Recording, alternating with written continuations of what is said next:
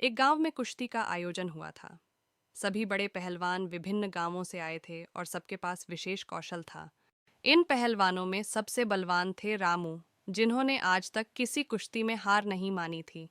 कुश्ती का प्रोग्राम आरंभ हो गया और हर पहलवान के बीच मुकाबला हुआ।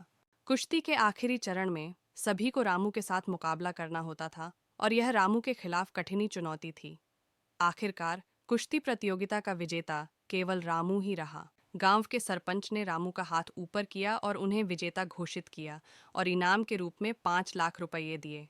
रामू ने भीड़ में बोला, क्या इस भीड़ में कोई है जो मेरे साथ मुकाबला कर सकता है? अगर कोई मुझे हरा देता है तो उसे 5 लाख रुपये मिलेंगे।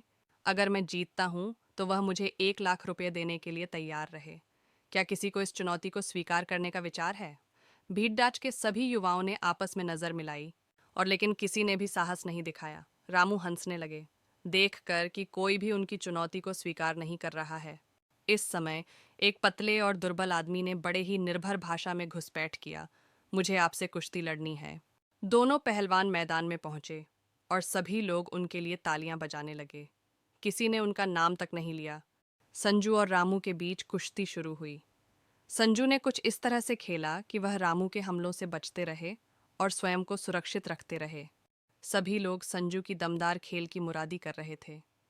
कुश्ती का अंत करीब आया और अब संजू को लग रहा था कि वह कुछ गलती कर गए हैं, लेकिन वह यह भी जानता था कि अगर वह हार गए तो उन्हें 1 लाख रुपए देने होंगे। संजू ने अपनी चालों को ताजगी से बदला और रामू को पकड़ लिया और उसे पीछे की ओर धकेल दिया।